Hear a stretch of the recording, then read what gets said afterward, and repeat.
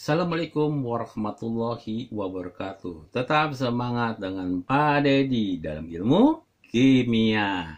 Hari ini kita coba bahas masalah energi standar dan energi ikatan. Ya, kemarin kita sudah bahas masalah hukum Hess. Kita sekarang ya energi ikatan standar dan ikatan kimia. Ya, ini lebih menantang lagi dengan materi-materi sebelumnya. Oke, ya.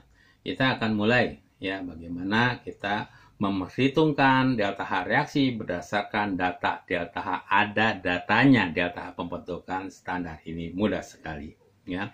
Perlu kita ketahui di dalam suatu persamaan kimia ini ada yang dinamakan non reaktan, ini posisinya adalah sebelah kiri dan produk adalah di sebelah kanan. Rumusannya adalah delta H ya, adalah delta H produk dikurangi dengan delta H reaktan. Mudah sekali kan ya. Nah, ya, kita akan ketahui bahwa untuk reaksi termokimia harus memiliki delta H. Jadi harus, karena di sini rumusannya delta H, maka kita harus memiliki delta H pembentukan standar. Nah, delta H pembentuk standar ini ada berapa delta H CH3OH, berapa delta H CO2, dan berapa delta H 2H2O. Ya. Yang kedua, tentu saja kita akan bicarakan delta H0, keadaan standar untuk sesuai dengan wujud bentuk atomik dan bentuk kristal yang stabil. Biasanya di sini untuk yang monoatomik di sini yang kita anggap adalah sebagai 0. Untuk lebih jelasnya, ya kita coba latihan soalnya di sini. Ya, nah, di sini delta H reaksi berdasarkan delta H pembentukan standar. Delta H-nya sudah diketahui nih.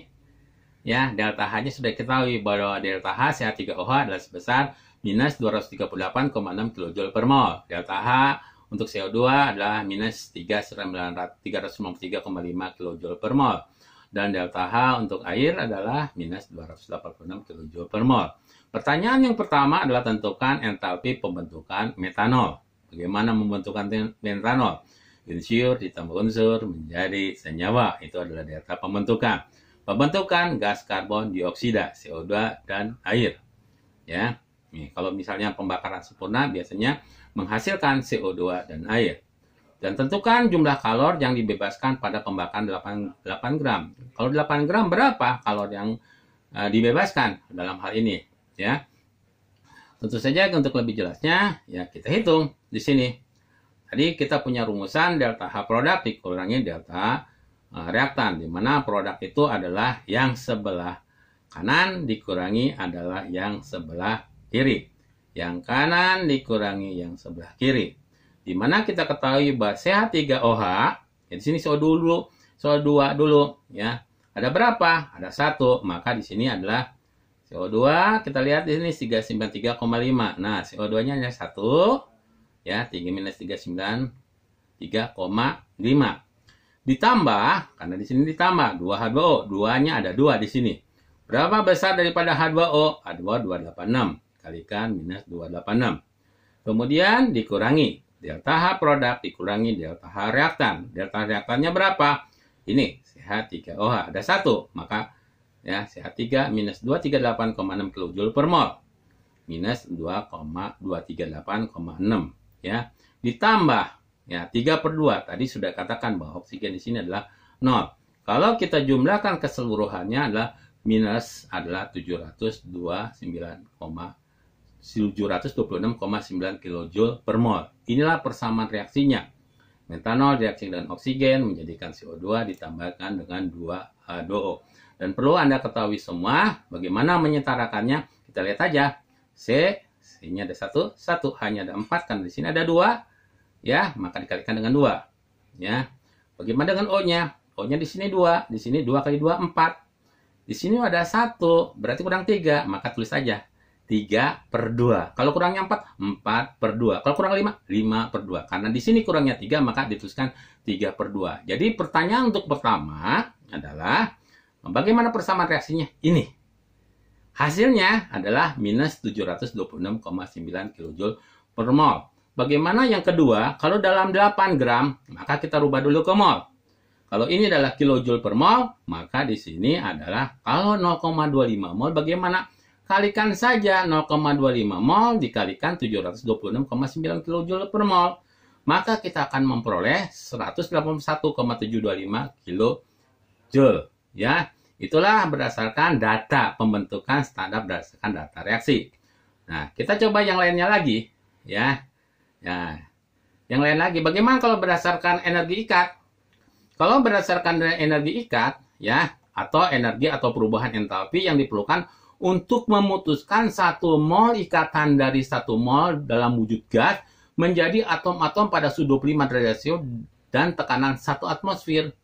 Dengan perkataan lain, energi ikat atau bond energy adalah energi yang dibutuhkan untuk memecahkan, memutuskan ikatan sehingga menghasilkan bagian-bagian yang netral. Ya, kita punya suatu rumusan.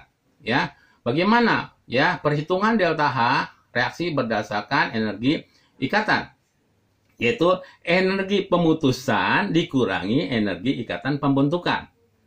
Ya, pemutusan jadi melakukan sesuatu diputuskan dulu, baru akan membentuk ikatan. Jangan tidak diputuskan dulu. Pemutusan dikurangi pembentukan, atau lebih mudahnya yang ada ikatan di ruas kiri kita kurangi dengan yang di ruas kanan. Hati-hati dengan yang tadi. Kalau tadi kanan dikurangi kiri, kalau sekarang kiri dikurangi kanan. Kita mengambil satu contoh, ini adalah bagan. Ya, masing-masing energi ikat ya dengan satuan kilojoule per mol. Nah, kita umpamakan di sini ya. CH ingin ditambah dengan Cl ya, dengan Cl kemudian menjadi Cl. Nah, menjadi bersama reaksi seperti ini. Tentu saja diputuskan dulu di sini. Ini diputuskan dulu. Ya, diputuskan dulu. Nah, ini kemudian ini diputuskan dulu ya. Ini ketika diputuskan ini berapa C dengan C ini yang diputuskan di sini?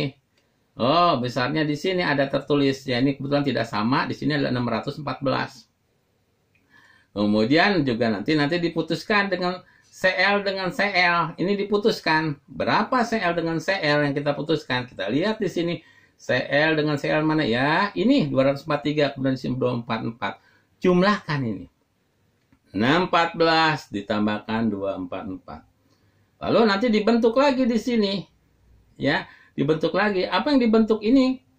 C dengan ikatan tunggalnya. Berapa C dengan ikatan tunggalnya? Ya, 345. Kemudian C dengan Cl. Di sini C dengan Cl 330. Ini kebetulan tidak sama.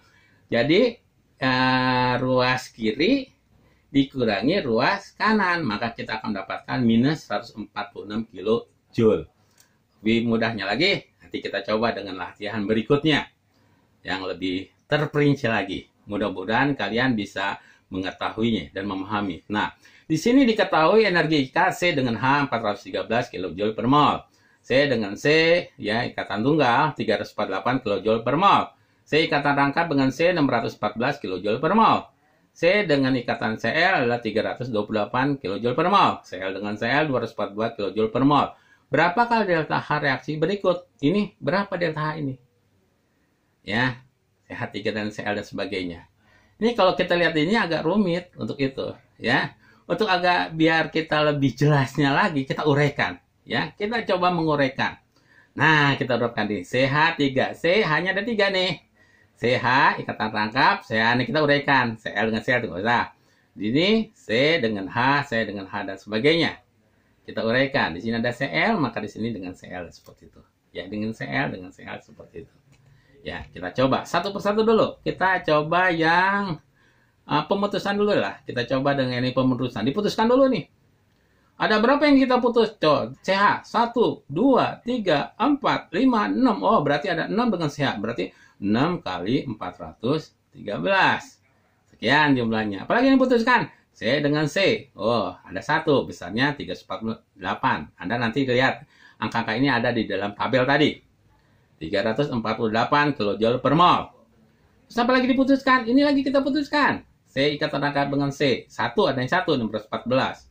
Terus apa yang kita putuskan lagi? Cl dengan Cl diputuskan. Karena ada 1, 4. Kalau kita jumlahkan adalah 3.682 kJ per mol.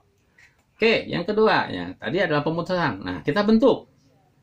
Ya, kita bentuk. Nah, apa yang kita bentuk di sini? Nah, ini merah nih. C dengan H, 1, 2, 3, 4, 5, 6. Wah, C 6. C dengan C ada 2 di sini. Kita kalikan.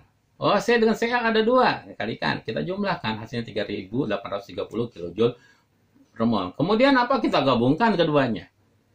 Ya, kita coba gabungkan keduanya, lalu kita kurangi. Tadi hasil perhitungan pertama adalah 382 kilojoule per mol. Kemudian di sini kita pemutusannya, ya, ini pemutusan pembentukannya adalah 3830. Kiri dikurangi kanan. Ya, kiri dikurangi kanan berarti 3.682 dikurangi 3.830 min 148 kilojoule per mol. Itu yang dihasilkan, ya. Nah, bisa saja kita melakukan, kita mudahkan lagi, ya. Kita mudahkan lagi, ya. Karena kebetulannya C dengan H-nya sama, ya. Kemudiannya karena dengan sama, maka yang sama-sama tadi kita hilangkan, ya. Jadi kita yang ada saja di sini, ya. Jadi kita bisa lakukan penghematan untuk mengerjakan dengan mengurangi yang sama, atau yang apabila yang satu lebih, yang satu kurang, maka kira seperti ini tadi. Ya, di sini ada 1, di sini ada 2, berarti nanti ini lebih 1. Maka kalau kita jumlahkan sama. Silakan saja Anda akan menggunakan rumusan yang mana yang paling mudah untuk Anda kerjakan. Sekian dari Pak Dedi, ya.